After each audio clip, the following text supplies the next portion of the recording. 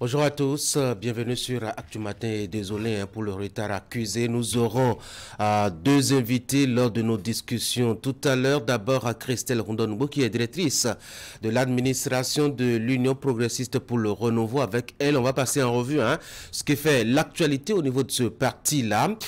Vous le savez, l'UPR a lancé récemment un recensement au niveau donc de la base pour le recrutement de nouveaux militants. De quoi est-ce que ça retourne? On posera la question tout à l'heure à notre invité, un autre invité, mais celui-là qui va participer à nos échanges. Que deviennent les partis politiques dits de l'opposition en dehors du parti Les Démocrates qui tient le devant de l'actualité? C'est la question qu'on va lui poser tout à l'heure. C'est d'ailleurs le sujet qui sera planté par le commentaire de la rédaction signé Franck Arnaud. Bienvenue sur Actu Matin.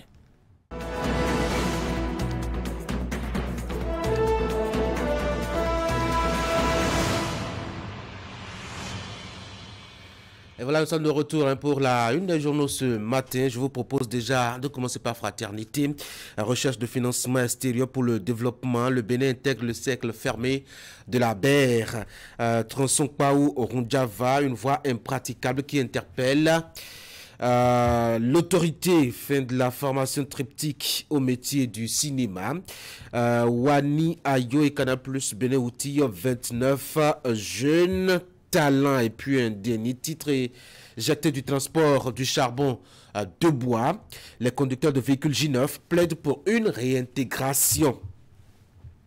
Passons à notre quotidien, le Matin Libre, pénurie du précieux liquide, offrir du sang pour sauver des vies.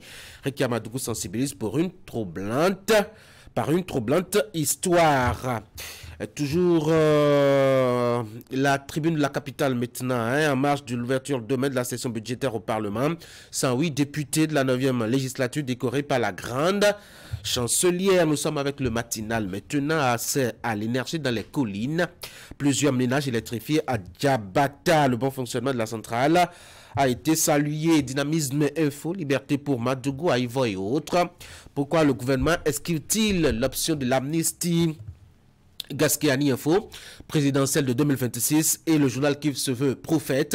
Ceux qui trahiront talent, découvrez donc leur nom dans les pages du quotidien Nord-Sud quotidien, état de droit, la situation du Bénin dans un rapport américain. Passons à le Béninois libéré, fronde contre les réformes du gouvernement à la CBDH.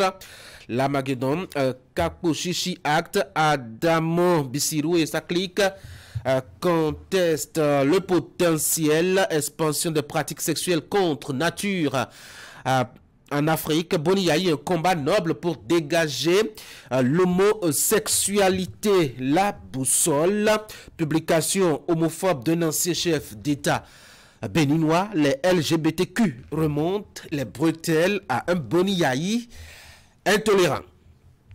Nous passons maintenant à un autre quotidien, notamment Nasiara, fermeture de la frontière Bénin-Niger, que gagne le Bénin Visa Info, conflit d'attribution et d'intérêt autour du football féminin. Mathurin de Chacus a-t-il perdu le contrôle de la FBF? La primeur Alain Foucault à propos de la victoire de Tyson Fury face à Francis Ngannou. Un exemple probant du racisme dans la BAPS, l'affiche du jour, malgré les nombreuses réformes dans le système éducatif, des classes toujours sans enseignants sous la rupture. Assemblée générale ordinaire de la SOBESA. Le professeur Roch Rouirin, reconduit président des sociologues et anthropologues du Bénin d'Abarou. Pour continuer, à Vrancou, foire semencière agroécologique et de restauration, la FAEB et la mairie valorise les mets en voie de disparition. Diakpata, Assemblée nationale, la deuxième session ordinaire de 2023 ouverte ce mardi. Et nous voici de retour, la une de Fraternité. Ce matin, recherche de financement extérieur pour le développement. Le Bénin intègre le cercle fermé de la BERD. Tronçon Paou Rundjava, une voie impraticable qui interpelle fait de la formation triptyque au métier du cinéma. Wani Ayo et Canal Plus Bénin, outil 29 jeunes. Talent éjecté du transport du charbon de bois. Les conducteurs de véhicules J9 plaident pour une réintégration. Rapidement, hein, quelques éléments dans Fraternité, le temps de passer au bulletin de l'information ce matin. Recherche de financement, vous l'avez suivi en manchette. Hein. Il y a que le Bénin intègre le cercle fermé de la BER des Bains. C'est la Banque européenne pour la reconstruction et le développement, dont les actionnaires viennent un peu d'approuver les demandes d'adhésion du Bénin et de la Côte d'Ivoire.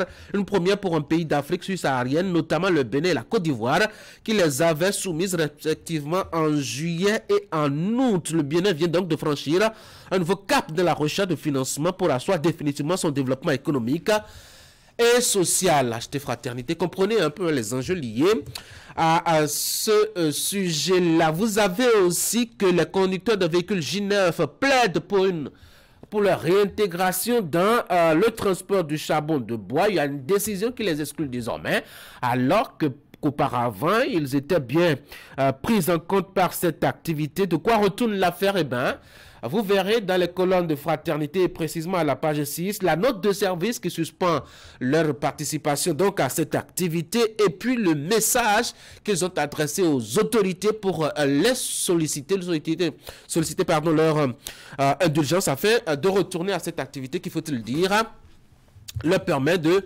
renouer un peu avec la pitance. À la page 9, vous avez l'actualité à l'international avec un zoom en Côte d'Ivoire où une trentaine de blogueurs ont signé la charte des réseaux sociaux. De quoi s'agit-il? Acheter Fraternité. Vous avez d'autres points de l'actualité sur le continent. Le quotidien est accessible aussi en ligne si vous allez sur le site Internet. Allez, passons maintenant au bulletin d'information avec Teddy Douala. Teddy, bonjour. Bonjour Tanguy, bonjour à toutes et à tous. Ce matin, on a les images de dans votre bulletin d'information du renouvellement des membres du bureau de la SOBESA. Je l'ai annoncé tout à l'heure avec Fraternité. La SOBESA, c'est la Société béninoise de sociologie et d'anthropologie à l'université d'Abomey-Calavi, qui tenait son assemblée générale ordinaire ce week-end. Ali Moumouni était de la partie, nous donnera quelques détails. Et puis avec Marco Donou, nous parlerons de cette foire semencière agroécologique qui a eu lieu à Vrancou. Elle est initiée par la Fédération agroécologique du Bénin en vue de préserver les semences naturelles de la production agricole. Voici le bulletin d'information.